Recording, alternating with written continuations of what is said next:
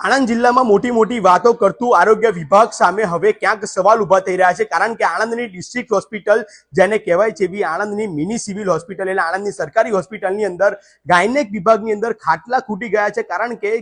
જે દર્દીઓ છે, જે પ્રસૂતિ ગૃહની જે મહિલાઓ છે, તેઓને હવે ક્યાંક લોબીની અંદર સુવડવાનો વારો આવ્યો છે। આ લોકો જે છે સવારથી એડમિટ થયા છે અને સવારથી એડમિટ થયા છતાં સુધી તેઓને ક્યાંક વોર્ડ તેમને અપાયો નથી, એટલે કે વોર્ડની અંદર તેઓને દાખલ પણ નથી કરાયા અને તેઓને બહાર સુવાનો વારો આવ્યો છે। લોબીની અંદર આ દર્દીઓને સુવાડવામાં આવી રહ્યા છે, ત્યારે મોટી મોટી વાત કરતા નેતાઓ, મોટી મોટી વાત કરતા અધિકારીઓ સામે હવે સવાલ ઉભો થઈ રહ્યો છે કે તમે શું કરી રહ્યા છો। હું આપને જે દ્રશ્ય બતાવી રહ્યો છું એ અત્યારે અર્બન ગુજરાત પહોંચ્યું છે આણંદની સિવિલ હોસ્પિટલ ખાતે અને સિવિલ હોસ્પિટલ ખાતેથી ત્યાં દ્રશ્યો બતાવી રહ્યો છું। અમે અહીંના સુપ્રિન્ટેન્ડન્ટ અહીંયા કે સુપ્રિન્ટેન્ડન્ટ છે અમીર પંડ્યા, તેમને પણ અમે વાત કરવાનો પ્રયત્ન કર્યો છે। અમર પંડ્યાએ કીધું કે અમારી પાસે હવે જગ્યા નથી, અત્યારે ડિસ્ટ્રિક્ટ હોસ્પિટલ અમારે જાહેર કરી છે, એટલે કે ઘણા બધા 200થી વધારે પેશન્ટો આવતા હોય છે, જેને લઈને અમારી પાસે હવે જગ્યા પણ નથી। પરંતુ આટલી મોટી જો સિવિલ હોસ્પિટલ છે તો તમારે ખબર છે કે તમને આટલા બધા કેસીસ આવી રહ્યા છે, તો તમે અગાઉથી પણ એક કોઈક પ્રોસેસ રીતે તમે એક વોર્ડ પણ આપી શકો છો, પરંતુ અલાયદા કોઈ વોર્ડની વ્યવસ્થા ન કરાતા અત્યારે લોકોને, સામાન્ય લોકોને હવે ક્યાંક હાલાકીનો સામનો છે તે કરવી પડી રહ્યો છે।